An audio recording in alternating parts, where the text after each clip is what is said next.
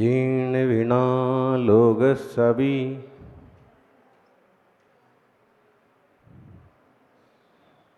बोलिए। जीर्ण विना लोग सभी,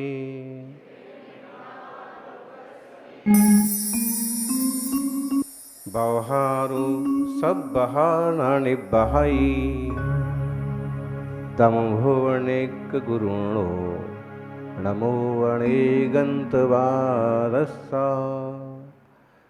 लगभग 2000 साल पुरानी ये गाथा है। सम्मति सुत्तम में सिद्धसेन आचार्य कहते हैं कि जिसके बिना लोक व्यवहार भी नहीं चल सकता, जिसके बिना दुनियादारी नहीं चलती, उस अनेकांतवाद के लिए नमस्कार हो। किसी भी स्तर का आदमी हो, उसके व्यवहार में स्वभाव से अनेकांत पाया जाएगा, और ना पाया जाएगा तो या तो मूर्ख होगा या पागल होगा।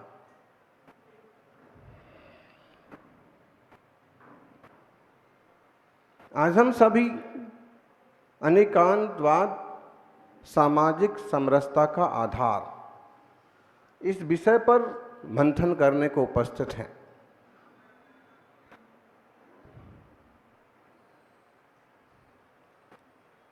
एक महान आचार्य हुए हैं अमृत चंद्र स्वामी।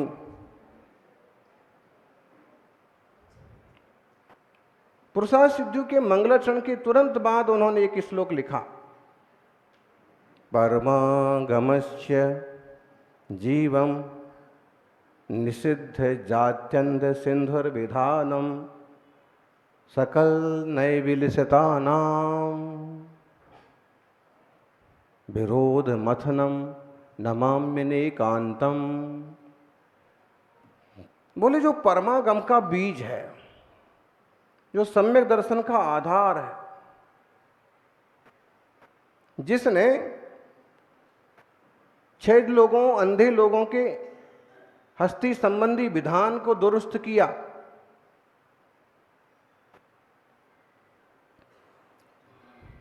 जो बहुत नयों से सुशोभित है, ऐसे उस अनेकांतवाद के लिए नमस्कार। मतलब है कि महावीर स्वामी और उनके आचार्यों की दृष्टि हमेशा से अनेकांतवाद की रही। एक आदेश हमेशा से रहा,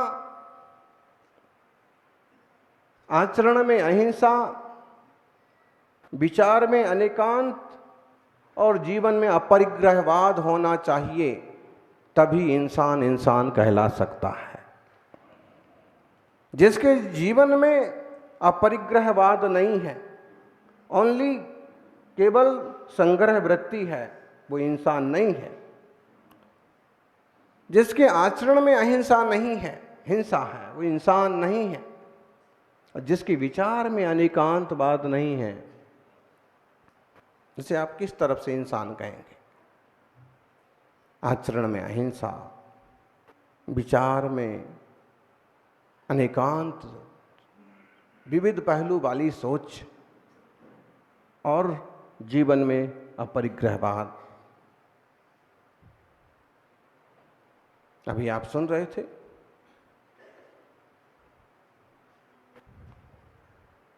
पेट्रोल सस्ता है। पेट्रोल सस्ता है कि महंगा है?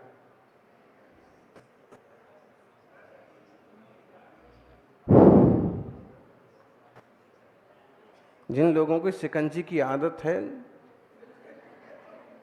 और जिनको नींबू खरीदना है, उस अपेक्षा से तो पेट्रोल सस्ता ही है। नींबू 120 रुपए किलो और पेट्रोल विवक्षा है। लेकिन टमाटर की अपेक्षा से महंगा है, विवक्षा है। आप छोटे हैं कि बड़ी हैं? बताइए, आप छोटे हैं कि बड़े? छोटे हो आप, तो बड़ा कौन है? यहाँ के लोग कितने विनम्र हैं, सब लोग बोल रहे हैं हम छोटे हैं। अच्छा, आप लोगों में है कोई बड़ा? आप छोटे हैं कि बड़े हैं? ये भी छोटे ही हैं। अध्यक्ष जी छोटे हैं कि बड़े? ये भी छोटे। बताइए अब किसको पूछे, बड़ा कौन है? जब यहाँ सभा में बैठे हैं, गुरु के समक्ष बैठे हैं, तो गुरु की अपेक्षा हम छोटे हैं। लेकिन जब आप अपने घर में उपस्थित हैं तो आप घर में, वय में, अधिकार में सबसे बड़े हैं। घर में भी अगर आप मझले भाई हैं तो बड़े भाई की अपेक्षा आप छोटे हैं और छोटे भाई की अपेक्षा आप बड़े हैं। विवक्षा तो हर जगह लगती है, और जो लोग विवक्षा लगाना नहीं जानते हैं वो हमेशा झगड़ते रहते हैं। परिवार में भी झगड़े टंटे तभी होते हैं जब हम रिश्तों के छोटे बड़ेपन को ठीक से नहीं समझ पाते हैं और अवसर को नहीं समझ पाते हैं। अभी आप सुन रहे थे ना, भारत की सरकार आज घोषित हो जाएगी, लेकिन बोले घर की सरकार तो वही की वही रहना है।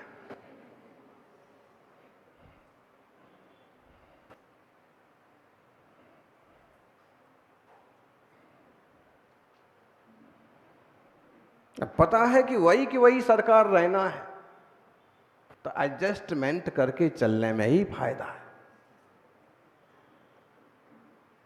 मैं बड़ा हूं, मैं कमाई करता हूं, मेरी बात चलेगी, मेरी ही मानना पड़ेगी। अगर आप इस ढंग से चलेंगे तो परिवार साथ साथ नहीं चल सकता। सबकी बातें समझना पड़ेंगी, सुनना पड़ेंगी,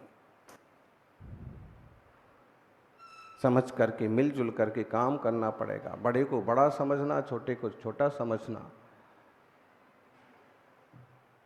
क्योंकि अनेकांतवाद तो सांसारिक व्यवहार चलाने में निमित्त सहयोगी बनता ही है, मोक्ष मार्ग में भी वो परम सहयोगी है। अनेकांतवाद स्यादवाद को लेकर के बड़े बड़े शास्त्र लिखे गए, बात करने के तरीके को लेकर के आलाप पद्धति जैसे ग्रंथ लिखे गए। आलाप पद्धति 1200 साल पुराना ग्रंथ, बोलने की कला, आप कैसे बोलिए, आप दूसरे दर्शन वालों से भी कैसे बात करिए ताकि लोग बात को समझ सकें। क्या निश्चय है, क्या व्यवहार है, क्या वस्तु व्यवस्था है। अगर आपने एक ही पक्ष पकड़ लिया निश्चय वाला, तो भी आचार्य कहते हैं कि इससे भी काम चलने वाला नहीं है। जय जीर्णमयम पवब्जः तो मां व्यवहार निश्चय मुयः एकेन बिना छिज्झई तिथम अन्येन उत्तज्जम।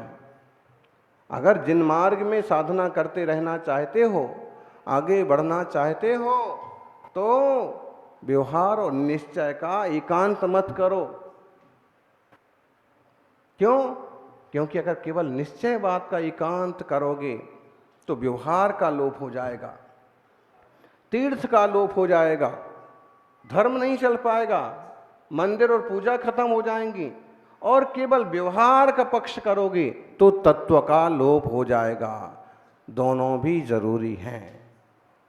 और हम कहेंगे भगवान नहीं है तो नहीं स्वीकार कर पाएंगे, लेकिन सच्चाई है, दोनों बातें हैं। भगवान है, अपने आप में परिपूर्ण है, शुद्ध है, सिद्ध है। जो आत्मा शुद्ध स्वरूप को उपलब्ध हो गया वो भगवान विराजमान है लोक के अग्रभाग में। लेकिन हम कहें कि नहीं है, जिस रूप में लोगों ने मान रखा है कि वो सब कुछ करने आएंगे, उस विवक्षा से नहीं है। पदार्थ नित्य है कि अनित्य है? भाई समझाया तो यही जाता है कि देखो दुनिया अनित्य है, एक दिन सब मिट जाना है, पाप मत करो, पुण्य कमाओ, एक दिन जाकर के अपने कर्मों का फल भोगना पड़ेगा। तो अनित्य बोलते हैं समझाते समझाते। लेकिन क्या वस्तु सर्वथा अनित्य है? भाई आपके दादाजी को भी यही समझाया गया था कि दुनिया अनित्य है, और सच में वो गए भी। लेकिन दुनिया तो है ना, इसका मतलब है कि अपेक्षाकृत नित्य भी है, अपेक्षाकृत अनित्य भी है।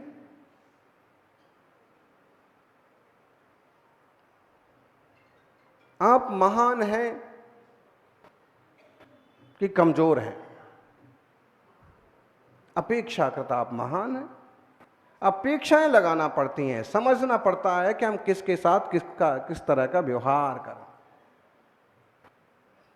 हम जब अपने हथेली पर 6 का अंक लिखते हैं ना,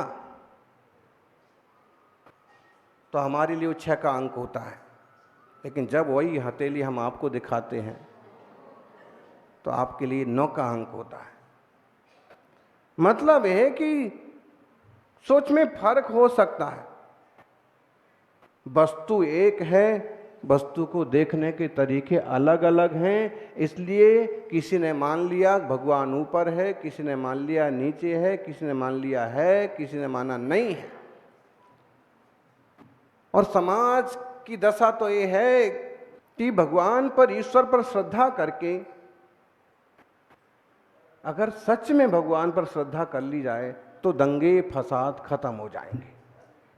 सचमुच में अगर खुदा को समर्पण कर दिया जाए तो सारी हिंसाएं खत्म हो जाएंगी। लेकिन मुझे लगता है कि कई सारे लोग भगवान या खुदा की आड़ में अपनी रोटियां ज़्यादा सेकते हैं। मान लीजिए कि जैसे सिया राम मैं सब जग जानी, करहूँ प्रणाम जोर जुग पानी। इसका मतलब है कि सारा जगत सिया राममय है। अब सारा जगत सिया राममय है, इसका मतलब है कि तुम किसी को भी तकलीफ देने के बिल्कुल भी हकदार नहीं हो। सब जगह वही व्याप्त हैं। तुम किसको अच्छा कहोगे, किसको बुरा कहोगे, किसको तुम दुख दोगे, किसको तुम सुख दोगे। तुम तो बस इतना ही करो कि अच्छा अच्छा जो कुछ कर सकते हो जियो और जीने दो। ज़्यादा से ज़्यादा अहिंसा परमो धर्मा, फिर बाकी जो कुछ होना होगा सब वो जाने। ठीक है, अगर इसकी पूरी तरह से श्रद्धा कर ली जाए तो आपसी मनोमालिन्य मिट जाए। दूसरा, कुछ लोग कहते हैं खुदा की आज्ञा के बिना पत्ता नहीं हिलता। बराबर, सबसे शक्तिशाली कौन है, बोले प्रभु है, खुदा है, उनकी आज्ञा के बिना पत्ता नहीं हिलता। तो तुम लोग क्यों जबरदस्ती कुछ का कुछ करने लगे रहते हो? उनकी आज्ञा से हिलने दो, उनके हिसाब से हिलने दो।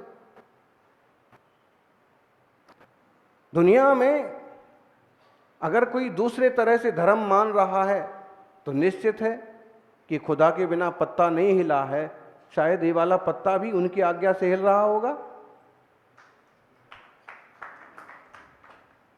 कोई दूसरी रीति नीति से भगवान की आराधना पूजा करता है, प्रभु को मानता है, गॉड को मानता है, तो इसका मतलब है ये अनेकांत बात सिखाता है कि झगड़े टंटे में मत पड़ो, अपितु दूसरे की भावनाओं का भी सम्मान करो और दूसरे को बदलने की कोशिश मत करो। आजकल जैसे चलता है ना, धर्म परिवर्तन, लव जिहाद जैसी चीज़ें, ये बहुत बुरी चीज़ें हैं। अगर आप किसी को बदलना चाहते हैं तो इसका हृदय परिवर्तन करो, उसकी सोच में परिवर्तन करो, उसका जीवन स्तर में परिवर्तन होना चाहिए। सौभाग्यशाली हो।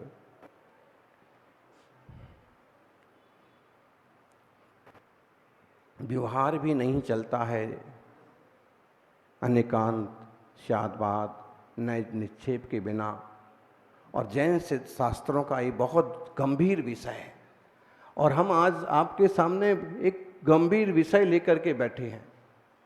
अब जिन लोगों ने ये शब्द भी ठीक से नहीं सुने, उन लोगों के सामने इस विषय पर प्रवचन करना कितना कठिन काम है, ये हम जाने कि महावीर भगवान जाने।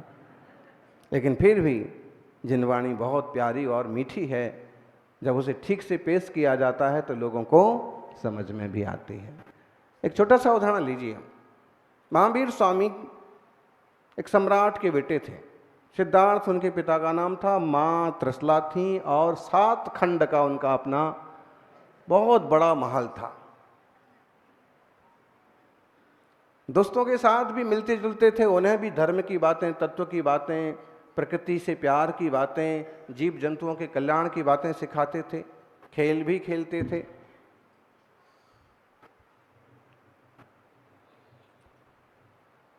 एक दिन मित्र इकट्ठे हुए और पहुंचे, वर्धमान को लेने आए हैं, बाग में जाना है। पहरेदारों ने पहचान लिया, कुछ नहीं कहा, वो अंदर चले गए। अंदर जाके देखा कि पहले ही खंड पर मातोश्री त्रिशला किसी तरह के घरेलू के काम में दत्त हैं, सखियों से कोई वार्ता कर रही हैं। और नन्हे मुन्ने मित्रों ने जाके कहा कि वर्धमान कहाँ है। माँ ने कहा वर्धमान ऊपर है, हमें खेलने के लिए लेके जाना है। और जल्दी जल्दी सीढ़ियाँ चढ़ करके 1 मंजिल 2 मंजिल 3 मंजिल चढ़ करके पहुँच गए 7वीं मंजिल तक। ऊपर जाके देखा तो वहाँ कोई वर्धमान नहीं है। वहाँ तो महाराज सिद्धार्थ जो हैं विश्वासु मित्रों के साथ विचार विमर्श कर रहे हैं।